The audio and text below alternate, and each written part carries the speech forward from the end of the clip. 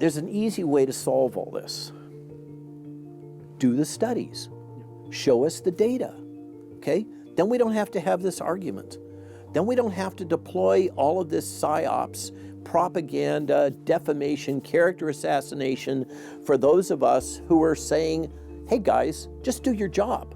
Coming up on British Thought Leaders, Dr Robert Malone talks about vaccines, a global surge in mortality rates, and the consequences of our pandemic policies. It was not grounded in the science, in true scientific data. It was grounded in false modeling from a laboratory with a long history of overestimating risk of infectious disease here in the UK.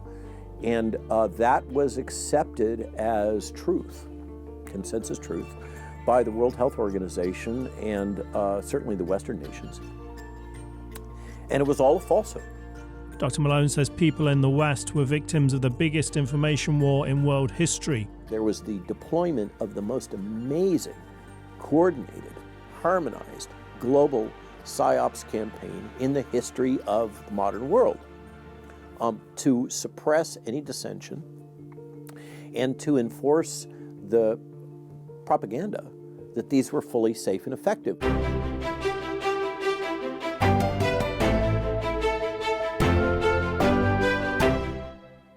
Welcome to British Thought Leaders. I'm Lee Hall.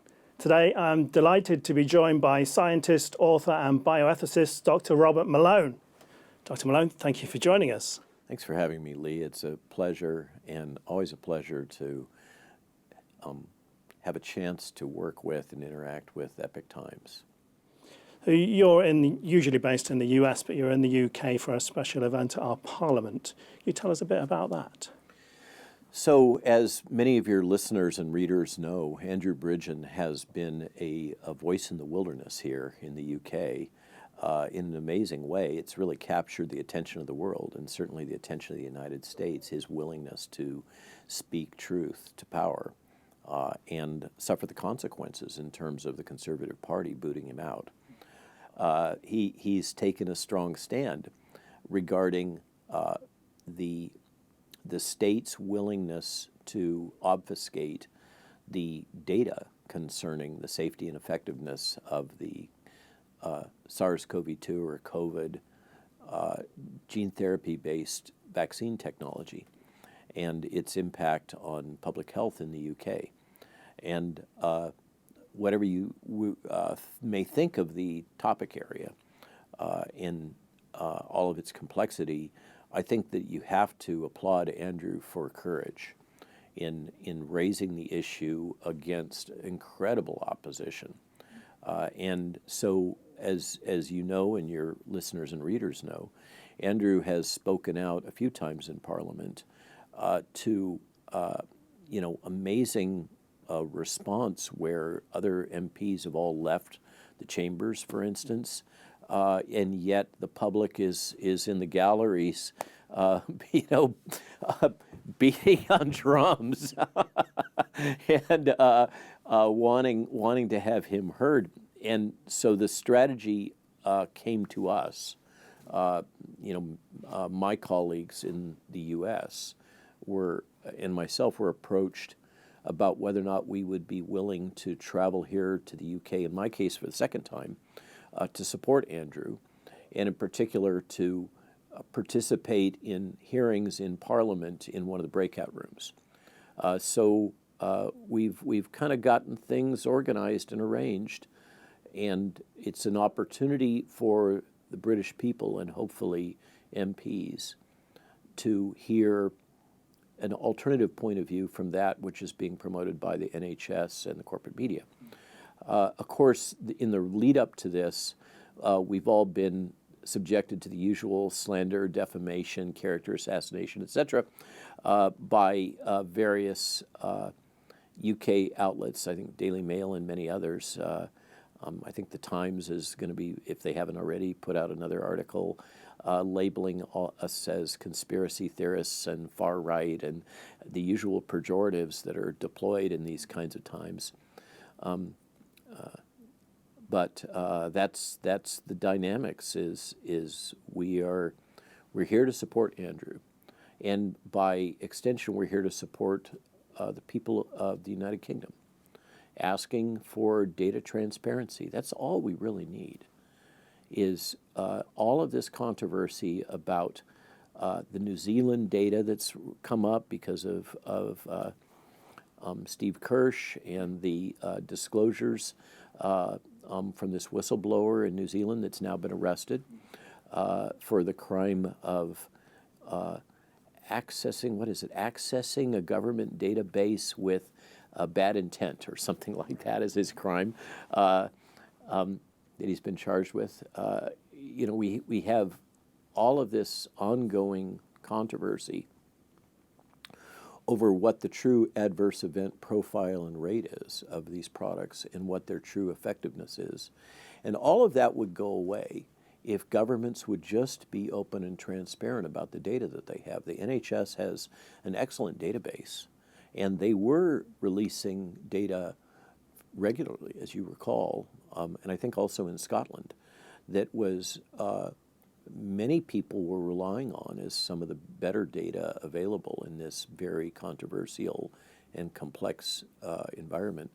And then as those data became less and less positive and less supportive of the approved narrative of safe and effective, then suddenly those data are no longer available. Right. And I think that in the interests of the people, in the interests of allowing us to have a true, fair, and objective assessment of what has transpired here and settle all this controversy, what we need is transparency.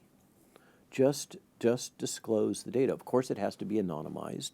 No one wants to know what Mrs. Smith took for her, whether or not she took a vaccine. We all of us should have a shared interest. Government, NHS, those contrarians on my side should all have a shared interest in determining what is the true safety and effectiveness of these products, because the platform technology is intended to be deployed repeatedly now under the thesis that these are safe and effective. Whatever safe and effective is. Safe and effective has been deployed as a propaganda tool. These statements, safe and effective, they never qualify what the threshold is for safety, and they never qualify what the threshold is for effectiveness. They just put out this propaganda line again and again and again. It's repeated. It's psyops to repeat this phrase, safe and effective, without providing any data to support that thesis or even qualify what those words mean. Just like the deployment of the weaponized term misinformation or disinformation. It's important, these terms have been intentionally weaponized. But if you look under the covers and say, what is misinformation? Misinformation is defined as any information which is contrary to the official narrative being promoted by the World Health Organization or your regional health service. Yeah. Okay, so if they say the moon is made of blue cheese, and I say no, it's not, it's Gruyere, then I'm guilty of misinformation. And if I say it's Gruyere because I have a political agenda of promoting Swiss cheese, for instance, as opposed to French blue cheese or Dutch or British, yeah, right. So if I have a political agenda in spreading misinformation, then it's determined that there's an underlying political agenda or a conflict of interest, then that's disinformation. Okay, so these terms that are weaponized by corporate media all the time as some great sin is really they're a weaponization of a general term that relates to what science should always be doing, which is questioning. It is all of this logic of follow the science is all embedded in the thesis that there is a science, a single narrative that establishes truth, that is endorsed by officialdom, that officialdom has the right to determine what is the science. And that's never been the way the scientific process works. So there's my opening rant. The British government has entered into a contract with BioNTech to do a big trial, I think up to 10,000 patients, of these mRNA cancer vaccines. I wanted to get your thoughts on it, really. So underlying that is an agreement that was built at the World Health Organization with Margaret Liu, formerly of Merck Vaccines, and the person who kind of spearheaded Merck's program on DNA vaccines for many years. As I recall, it was 2022 or 2021, there was a meeting at WHO in which it was agreed upon that this platform technology, if demonstrated, they really didn't even qualify it about whether or not, it was assumed that it would be safe and effective, would now be allowed to be deployed for any potential application involving generating an immune response without needing to go through the rigorous regulatory steps that would normally be required for a biologic product. So it would be assumed that the platform was safe and effective and that you could just swap in any sequence for any other sequence, okay? So true platform technology using the same manufacturing process and would fit very nicely in concept with modern capabilities to synthesize DNA and RNA, basically based on a computer algorithm. And so that has been the thesis, which is why we have literally hundreds of clinical trials now in the U.S. that have been launched for a wide variety of vaccines, including cancer vaccines and infectious disease vaccines, with very little additional non-clinical testing. That's the steps that you're supposed to do before you go into humans to demonstrate safety and effectiveness under the thesis that it's already been demonstrated to be safe and effective, and what could possibly go wrong if you swap in this sequence for that sequence. So even though it's safe and effective for one disease, so we can just use it. That's the logic. And that logic was developed at a World Health Organization consensus meeting and has then been propagated throughout the regulatory agencies, certainly within the West. And so this... remember that Moderna tried for many years to develop a mRNA vaccine for a variety of oncology applications and failed. The company was on the ropes financially. It was on the verge of bankruptcy until it got rescued in the current situation. And had, both of these companies have greatly benefited from government subsidies. In the case of Moderna, those government subsidies came from DARPA, which is, you can argue, is it a branch of the DoD or is it a branch of the CIA? But it is certainly involved in capitalizing high-risk breakthrough technology investments on the part of the, we could call it military intelligence industrial complex. So no surprise that NHS and UK are partnering with BioNTech, and Karolinska has a partnership with Moderna. There's a large R&D plant there, adjacent physically, essentially, and has received significant capital from Pfizer also to advance this technology. And in the case of what's going on at the Karolinska and kind of the derivatives of that, a lot of this involves self-replicating RNA, often based on alpha viruses, which is a whole separate domain, that the idea that you deliver one RNA molecule into your cell and then that essentially becomes a partially replication competent virus.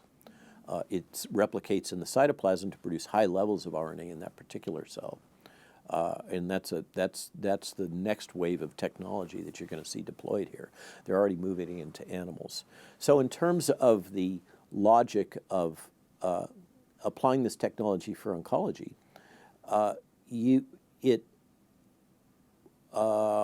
to be cautious and conservative, and not, I mean, there are many who will make fairly strident statements about the cancer risk. That's not me. I I seek to be the grown-up in the room and be more responsible in my communications and technically accurate and not speculate about things until we have the data or the receipts, if in the case of public policy. But I think that we're to the point now where one needs to acknowledge there is a risk of these products accelerating and potentially triggering transformation, would be the technical term, of cells in your body to give rise to higher risk of cancers. And this gets into another domain that's recently come out, thanks to various researchers in the US and Canada, and now it's been replicated, I think, in a dozen separate laboratories across the world, that we have a significant level of contamination by DNA fragments with these, quote, RNA vaccines. And so who cares? You know, is this contamination? Is it the technical term adulteration, which is a regulatory term that normally, if there was a determination that this was adulteration, by statute, certainly in the United States, and I think in EMA and in, I don't know about NHS, since Brexit, it's all very murky. But in terms of your regulatory authority and what their policies are. But it's long been the case that in the context of DNA vaccines, a very closely affiliated technology, that the regulatory authorities considered DNA fragments to be a high risk for, the technical term is genotoxicity or integration. In other words, genomic damage due to insertion of these foreign DNAs into chromosomal material in both somatic cells, that would be the regular cells that comprise your body, as well as stem cells, that would be the regenerating cells that give rise to your blood, for instance. So the advent of leukemias and lymphomas, which have been detected in the mouse model non-clinical studies and disregarded as a artifact of some kind by the regulatory authorities. And now the reports from pathologists and oncologists all around the world that they are seeing these unusually aggressive cancers that seem to be associated temporally, in other words, in time, associated with vaccine administration, which does not prove causation. So what we have now is probably the delivery of complexes of DNA, small DNA fragments, and RNA into your body when you receive these injections. And we were originally told that the injections would go into your shoulder and it would go just to your draining lymph nodes and the RNA would be gone in a short period of time. Remember all that at the beginning? Those were all lies. And I say lies, that's a strong word, but it was known at the time that those were falsehoods. So I feel comfortable in using the term lies in that case. It wasn't an oversight. That was propaganda, trying to get the population to accept these products and to overcome their potential fears, just like we were assured that this was just a regular vaccine, it wasn't a gene therapy, etc. That was all propaganda. So in this case, it's now clear that patients who receive the product, I hesitate to call it a vaccine, are receiving a mixture of mRNA and short DNA fragments. And again, to recap, historically, it's been the position of the world's regulatory agencies that short DNA fragments represent a true risk to genomic integrity and should not be so delivered. And there should be purified away or well characterized as to what the risk is. And it appears that it's still unclear the extent to which the EMA, Health Canada, NHS, and FDA were aware of the degree of contamination. It appears, based on the correspondence, that they were not fully aware that these simian virus 40 derived genetic switches were present in those DNA fragments, because it appears that when the regulatory dossier was submitted and the map of the plasmid DNAs, this is a graphical representation of the structure of those and the elements within those circular DNAs, was provided to the regulatory agencies, somehow the designation that there were simian virus 40 derived sequences in that map was erased or deleted or somehow overlooked. And so right now it's very difficult, as you probably know, to extract truth out of any of these regulatory agencies about these products, which goes back to my original point. What we need is transparency, guys. Let's just come clean, say what's what, and then we can all argue about the interpretation, but at least we'll have a common baseline.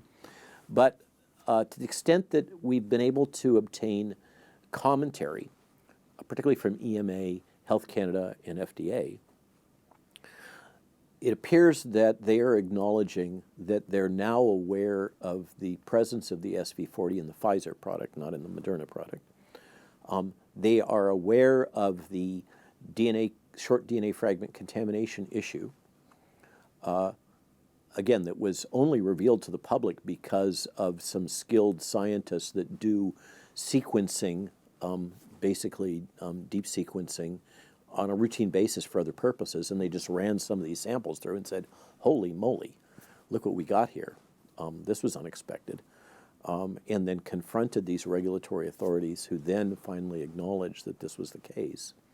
And we're down to arguing whether or not that level of contamination that is being detected by different methods constitutes what's really an arbitrary, at this point, definition of a unsafe or a safe level. Right. And that gets to this term adulteration, and a very old term, decades old regulatory term that has to do, going back in the history of the FDA to the original statutory empowerment of the Food and Drug Administration, that derived in part from the expose from Sinclair Lewis about the Chicago stockyards and the contamination of meat products with rodent feces and things like this. That's adulteration of food. In adulteration being the presence of a contaminant which is not disclosed, and in particular which has potential toxicity. So I assert that these DNA fragments do meet that criteria. They were not disclosed. They are potentially toxic. And the regulatory authorities appear to be just stonewalling this, saying, we assert that this is safe. It's been administered to 1 billion plus people. And our assessment of the data to date is that it's safe and effective. And basically taking the position, we will have no further discussion on this topic, which is amazingly arrogant, because the norm would be, and this is my big underlying objection here, that I have two main objections to what's transpired over the last 4 years. I mean, plus all the propaganda and psyops and everything else. But if you boil it down, one is the failure to provide informed consent. People should have known that these products had these characteristics, that they are maintained in your body for an extended period of time. They circulate throughout your body. They have a particular predilection for ovarian tissue. They are toxic at some level. We can arm wrestle about what that level is and what those toxicities are. And that they are contaminated with these short DNA fragments. None of that was disclosed to the public, okay? And then furthermore, there was the deployment of the most amazing, coordinated, harmonized, global psyops campaign in the history of the modern world, to suppress any dissension and to enforce the propaganda that these were fully safe and effective when they had hardly been tested according to normal vaccine standards. So I objected to that, and I object to the arbitrary and capricious discarding of the learned knowledge of decades of vaccine development, my field. You know, I'm now labeled as a anti-vaccine person. I use the term vaccine skeptic in the Twitter bio. I think skepticism is an appropriate position to take for somebody who is a clinical development and regulatory affairs specialist who happens to have a background in bench research and the creation of this tech. Okay, but to label me as an anti-vaxxer when I've spent my entire career developing vaccines is a little bit paradoxical. I think you can see that internal contradiction, but it fits the narrative. But in the normal historic situation, globally, in the harmonized guidance relating to regulatory assessment of the safety and effectiveness of vaccines, one would have to characterize the toxicity of each of the biologically active components independently and in aggregate. That was not done. And if one was going to assert that this particular level of DNA contamination, DNA fragment contamination, when delivered with this particular technology, because this is the most potent non-viral gene delivery technology ever devised by man, okay? This is not what I was doing. This is not naked DNA or RNA. This is an advanced version. Credit to Peter Cullis and his group at the University of British Columbia, who should have got the Nobel Prize, as far as I'm concerned, for these vaccines, but was overlooked. This is the most potent delivery system ever devised, non-viral. We do have a substantial level of DNA fragment contamination. And the responsible regulatory position for a regulatory authority focused on protecting public health and ensuring safety of biologic products would be to have insisted that the studies be done to determine what the safe level of DNA contamination would be when delivered with this system. Makes sense to you? Yeah. I mean, what else would make sense, okay? You don't just say, it's safe, trust me, when you're dealing with billions of doses. You don't say, it's safe, trust me, if you're dealing with millions of doses. If you're dealing with thousands of doses, you don't get away with that, okay? You have to do the work to show at what level this type of contamination is no longer safe. And if they would do those studies, which they apparently haven't done because they're stonewalling, okay? So until such point as the regulatory authorities or Pfizer or BioNTech or Moderna show us the data. Here it is, here's the data package. This demonstrates that the threshold for toxicity that we all agree upon as risk for cancer or genotoxicity, because normally genotoxicity studies are required. Integration studies are normally required. All of that was thrown in the rubbish bin. Okay? All those regs were thrown in the rubbish bin in this mad rush to deploy a product for a virus that had a 0.02% case fatality rate, not 3.4. Okay, Imperial College. So there's an easy way to solve all this. Do the studies.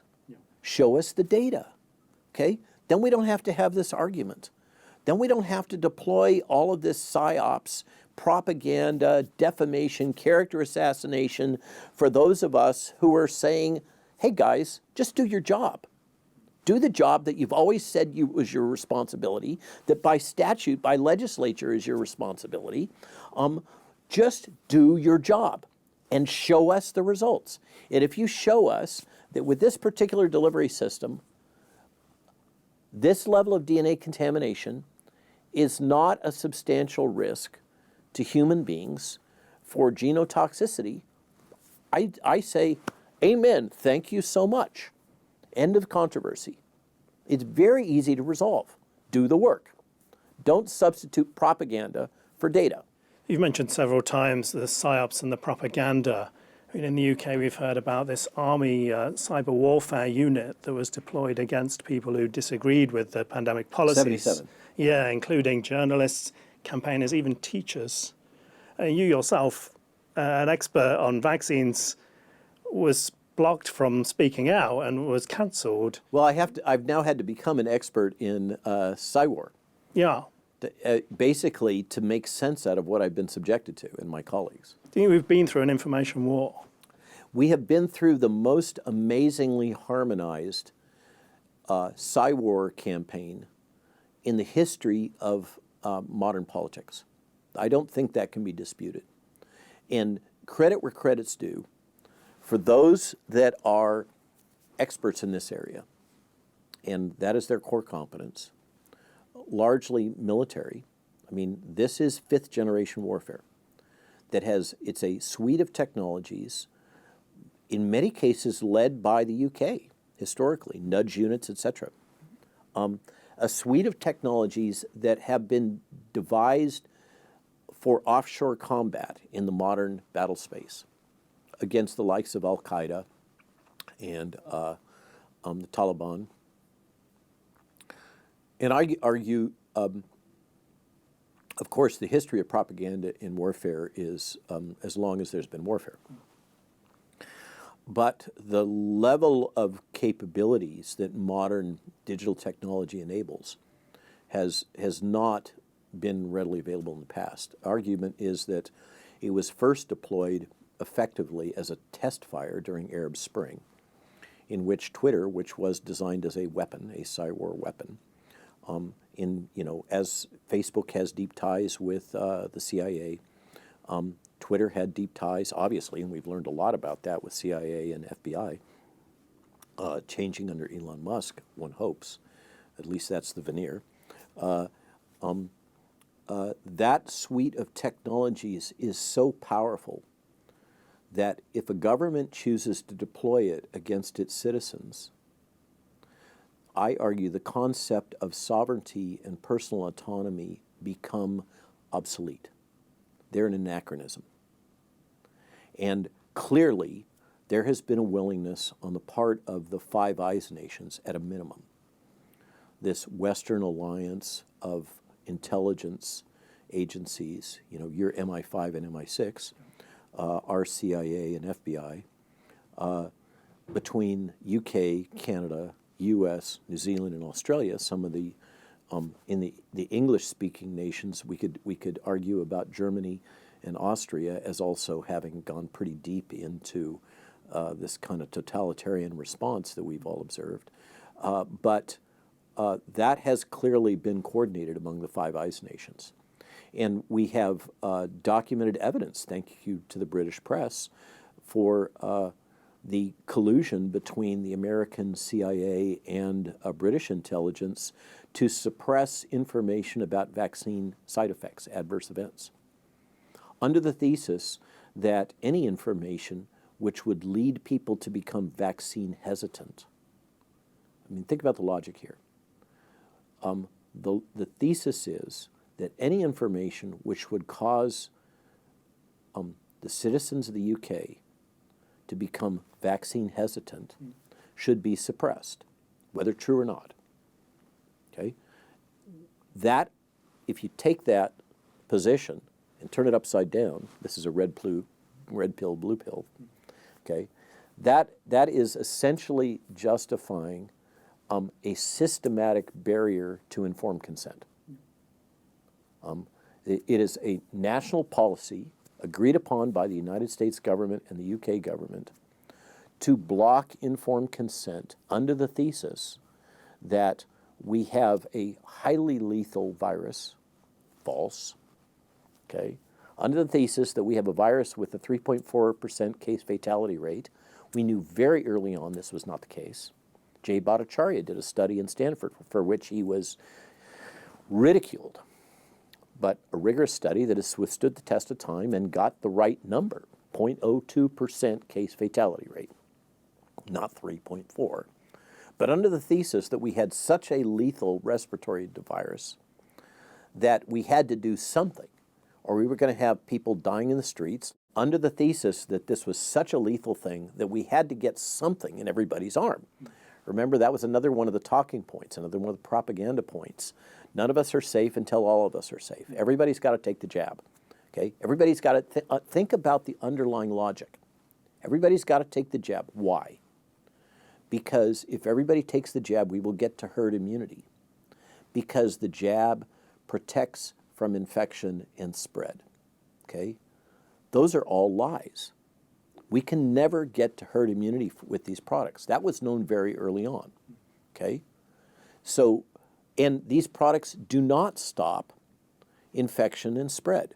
Matter of fact, there's a recent letter from the European Medicines Agency that explicitly says that these products are not licensed for protection against infection and spread. We had the testimony in the European Parliament from the Pfizer VP. They never assessed whether or not these products were effective in preventing infection. Okay? So this was a lie. What else would you call it? Okay? They knew it was a falsehood. They repeated this falsehood. It was not grounded in the science, in true scientific data. It was grounded in false modeling from a laboratory with a long history of overestimating risk of infectious disease here in the UK. And that was accepted as truth, consensus truth, by the World Health Organization and certainly the Western nations. And it was all a falsehood. But under the predicate that this was the case, that we had a massive national health emergency, and we would have mass graves, freezer vans full of dead bodies, hospitals jammed up to the rafters with patients on ventilators. Turns out the ventilators were part of the problem. And therefore, kind of anything goes. And we jettisoned our portfolio of learned knowledge about how to determine whether a vaccine specifically or a technology platform was safe and effective. So we threw that in the rubbish bin because 3.4% case fatality rate, and then anybody that questioned the safe and effective narrative, which had no qualifiers, what was safe, what was effective, okay, it was just repeated again and again and again. This is psyops. When you see this is neuro-linguistic programming. The lovely thing, in a paradoxical way, about all of this psy-war that has been deployed on the citizenry is that maybe it's still just a small minority, maybe it's only 5%, maybe it's 20% of the population, can now see the hidden hand that's been manipulating media for decades. Various countries have been posting quite high excess mortality figures since 2021 now. Yeah. But it doesn't get much attention, and it doesn't seem many people are looking into why that is. And I wanted to get your take on all of that and why you think it doesn't get much spotlight. So there was an amazing self-own from Robert Califf, the head of the FDA, on Twitter the other day, where he posted a series of tweets in which he was quite alarmed by the sudden plummet in life expectancy in the United States. And seemed to be strangely unaware of the global surge in all-cause mortality that seems to correlate only, not with the onset of the virus infection, which we've now established has a 0.02% case fatality rate, and which experts all over the world that are looking at all-cause mortality data from a variety of different sources are unable to detect as a blip in all-cause mortality above the baseline noise of seasonal variation in all-cause mortality that's existed for decades. Okay, so up until the deployment of the vaccines, which does correspond approximately with a number of other, they call them NPIs, non-pharmaceutical interventions, such as mask wearing and lockdowns, which had, anything which damages the economy is associated with an increase in all-cause mortality due to suicide, depression, and a number of other things. You don't even have to invoke a infectious disease. So the data are complicated and multifactorial, probably, about why there is a surge in all-cause mortality that corresponds approximately with the beginning of the deployment of the vaccine products. Yeah. So Dennis Rancourt heads a team of PhD academic mathematicians and biologists that have been looking at all-cause mortality for decades. And they do it in a rigorous way. They have a well-developed database. And they have asked the specific question whether the Lancet paper that the Nobel Prize Committee based their assertion that these vaccines have saved 14 million lives, whether those data were robust, accurate, and properly computed. And what Dennis and his team demonstrated, and I've linked this in my Substack and it's widely circulated, they've done it in a academically rigorous fashion, so they make the database transparent that they're using, and they create the log file for the programs that were used to perform these calculations, which means that anybody else can go in and recapitulate and carefully examine what they actually did, and the programs they used to do it, and the data that they used to acquire in order to make their calculations. They have demonstrated that the assertion that there have been 14 million lives saved by the vaccines is based on actually faulty mathematics.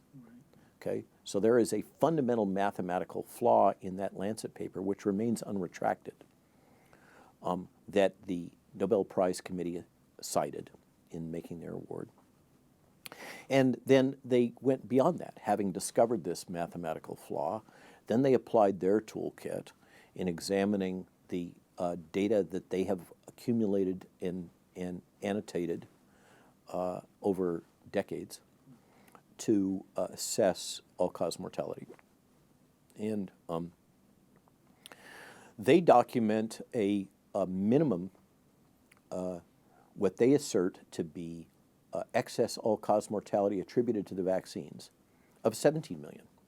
So we go from 14 million lives saved, that was an artifact of bad math, to 17 million lost consequent to the vaccine, according to the Rancourt group. Theo Schouters in the Netherlands, a colleague, has done a similar calculation based on real-time data in which he has acquired from his government and merged two separate databases.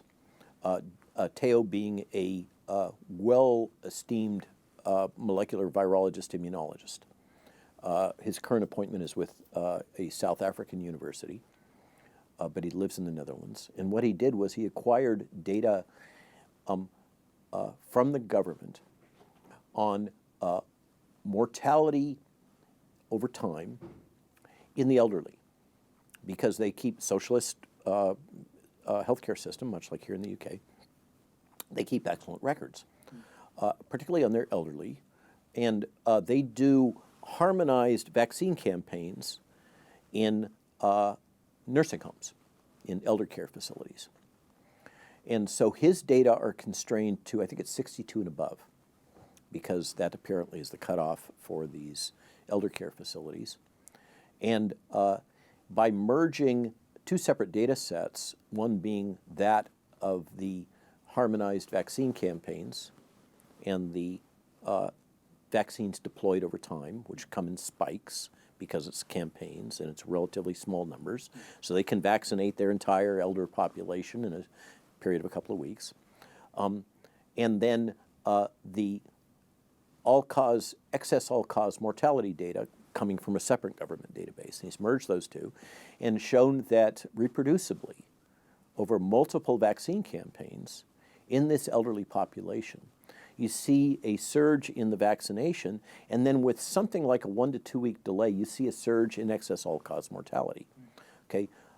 In normal drug development and assessment in regulatory affairs and safety monitoring, you would consider that akin to a challenge-rechallenge experiment, which is the most rigorous way to demonstrate cause and effect. So the response has been from the government to basically ignore or not comment, I think, on Theo Shooter's data. But apparently they have modified some of their practices, and I believe are no longer deploying the vaccine into that elder population, and are certainly no longer doing coordinated, harmonized vaccine campaigns. So we have these data from credible organizations, as you point out, looking at the only reliable data that the world has access to, which is all-cause mortality. And then we also have the data that Ed Dowd and his group, Ed being a stock analyst based in Maui, published the book Cause Unknown. Right. And has been working with some Portuguese data scientists to accumulate all-cause mortality data largely from insurance-based databases. And it's undeniable that there has been a surge in claims for, I would call it morbidity and mortality, sickness and death, which initiate approximately with the onset of the vaccine campaigns in populations that are otherwise relatively healthy. People that are highly insured tend to be employed and tend to be younger. Okay, and so the insurance actuarial data is quite rigorous because you have a binary endpoint. You either had a debilitating disease that would trigger a insurance payout, or you didn't. You either had a death that would trigger an insurance payout, or you didn't. So binary, very straightforward, monitored by people who live and die based on their ability to correctly analyze data. I mean, it is the essence of the insurance industry to keep a tight thumb on what are the data. And they have seen this surge that is greater than, it's technical, forgive me, greater than 2 standard deviations above the mean. This is statistical talk for something that should absolutely never happen. So we're saying a lot. Way off scale, okay? In a relatively younger, highly employed population, which happens to be the population that was subjected to the mandates. You know, if you want to keep your job, you had to get the jab. Yep. And so those data, and recognizing that Ed and his crew are not to the academic rigor standards of Dennis Rancourt. They are stock analysts. That's their business, is to evaluate and project trends. So they're certainly rigorous in that sense. It's how they make their money. Ed formerly being with an organization that many would recognize called BlackRock, and in its earlier days. And so Ed is certainly highly qualified. And one of the advantages that Ed and his colleagues enjoy is that as analysts, they are allowed to speak things that I can't say, because their business is to project future trends. And they provide that service to the investment community. So there's different standards for information sharing in that world. They are normally empowered, and as part of their business, to make forward-looking projections. It's what they do. That's what they get paid for. So that the stock investment community can make informed decisions about future trends. Whereas I'm really, if I speculate, if I happen to be among those in the, let's say, conscientious objector community who make statements along the lines of, I'm going to paraphrase, we're all going to die in 3 years if we've taken the jab, and there are statements that have been made by some along those lines, then it would be appropriate that I would be ridiculed for having made such a statement without having sufficient information. That would be a forward-looking statement. I wouldn't have the data to support that, and I could well expect to be ridiculed. If you're a stock analyst, it's okay to do that because that's what you do routinely. So Ed has the liberty, Ed and his colleagues, to speculate about future trends, which even Dennis Rancourt can't do as basically an academic. And so that's a big difference between the two, and I think it's important to kind of comprehend that and understand that they're coming from different disciplines with different standards for reporting. But so Ed was out at the front edge of the data on all-cause mortality because that's what he normally does. Dennis has been in reacting to data as it's accumulated and processing those data, not making forward-looking projections, but retrospective analyses. Yeah. And the two have converged. Unfortunately, I wish it wasn't the case. I mean, I take no pleasure in the implications of the all-cause mortality data. You know, it would be far better if my warnings to the world had been wrong. My goal is not self-aggrandizement and fame, and I'm certainly not getting rich from this, and it's not very fun being subjected to character assassination on a daily basis by the 77th Brigade or the Times of London or the Daily Mail or the New York Times or the Washington Post or Rolling Stone or Atlantic Monthly, or we could go on and on. That's no fun. But I would welcome being proven wrong, and that this is a tempest in a teapot, and in fact, the regulatory authorities that were correct, and this was safe and effective. Unfortunately, for the world, the data are not showing that, and what this gets to, I'm afraid, is that folks like myself, Ryan Cole, Pierre Curry, others that are going to be testifying in support of Andrew Bridgen are being treated as enemies of the state because we are speaking inconvenient truths, which are fundamentally threatening to the state because the state has taken this unilateral position emphasized by the full spectrum of its psyops, psywar propaganda capabilities, deployed on the world, deployed on your citizens, asserting that these products are safe and effective without having the data. So they got out ahead of their skis, to use an American metaphor. I don't know if you would use that here in I haven't the heard UK. that one. Yeah, so they got out ahead of the data. They had thrown away the rule book to give them the data to make an accurate assessment. They deployed this propaganda prospectively without having the data to support it. And it turns out they were wrong. Now they got a problem because they basically repeatedly lied to the public. And they have also, in these actions, demonstrated to the public that they are willing to employ modern psychological manipulation technology, much of which has been developed here,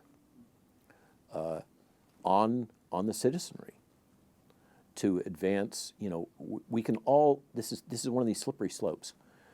We can all kind of get behind, well, it's good to use nudge technology to, the famous case of Schiphol Airport with the little enameled flies in the male urinals to get males to be more direct.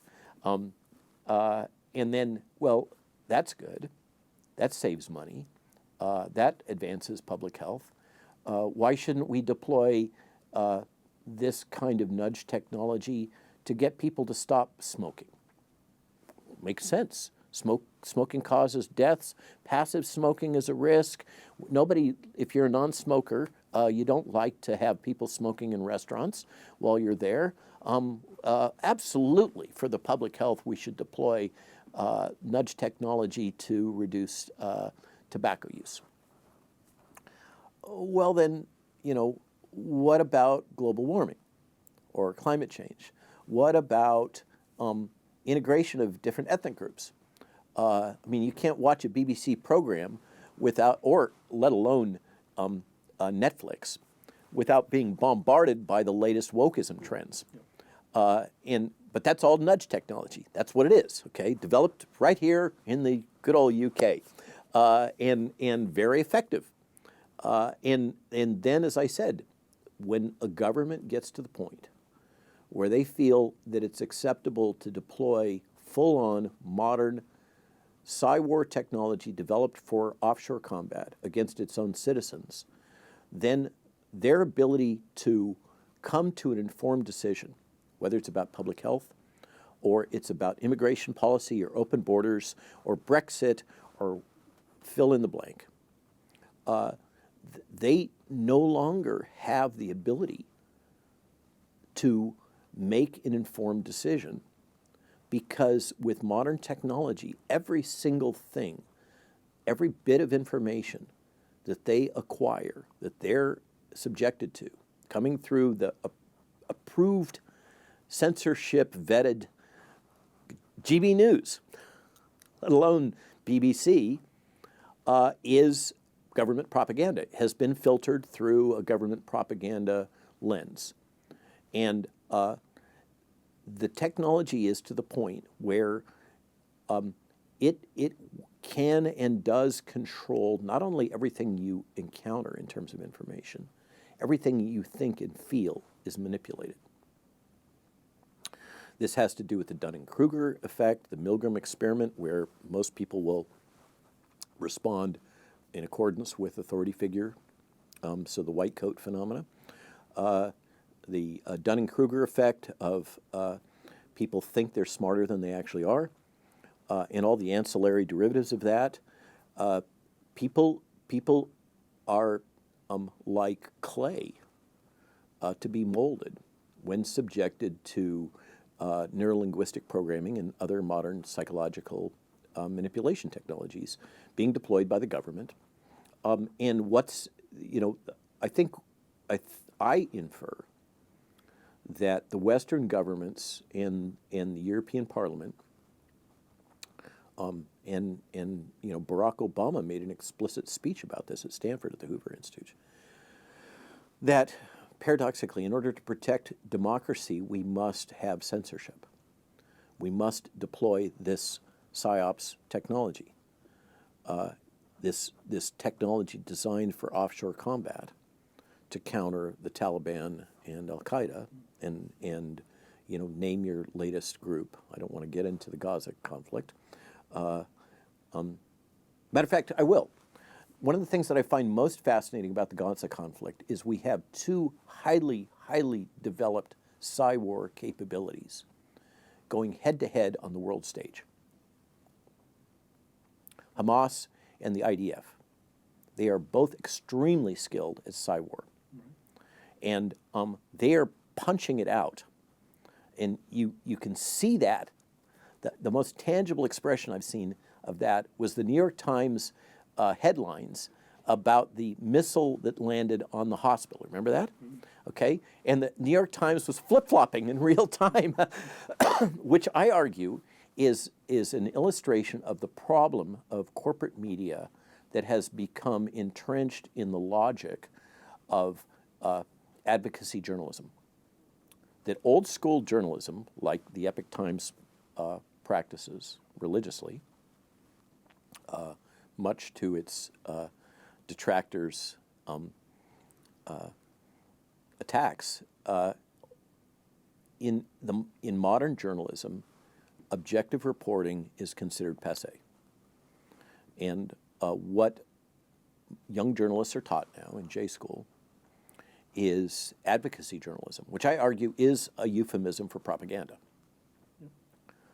And what happens when what used to be considered the publication of record, New York Times,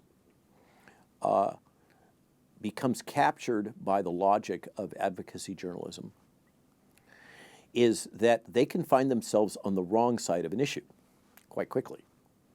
They can think that the politically correct thing to take is X, and then suddenly there's a change in the dynamic of the accepted narrative, and suddenly they find themselves on the wrong side of the fence.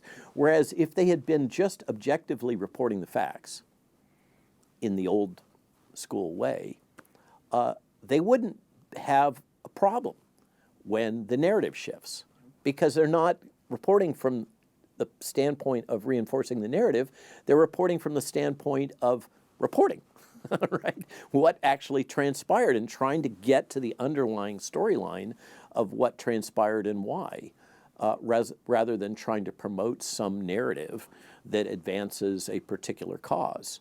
It's almost like that proper way of doing journalism was a good idea. Just like I think the proper way of doing vaccinology was a good idea, right? We've learned, it's as if we believe in the modern digital age that we don't have to remember the lessons that we've learned over the last decades. And we can throw them all out because, I don't know, AI, transhumanism, globalism, I don't know. And the old lessons don't apply. It's a strange position to be arguing, and fundamentally conservative in the technical meaning of the word, as opposed to its distorted meaning having to do with political parties.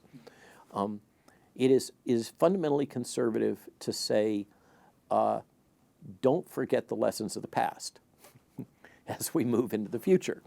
And yet that seems to be the logic that has been advanced, and the fundamental underlying flaw that has been revealed with the COVID crisis. This has been going on for a very long time. And most of us have been like me, or like Pierre Corey or Paul Merrick. I use the metaphor, you're in a dark room, you back into the light switch, the light flips on, and you see things you can never unsee. And that's kind of the essence of the journey that many of us have encountered over the last, it's now 4 years,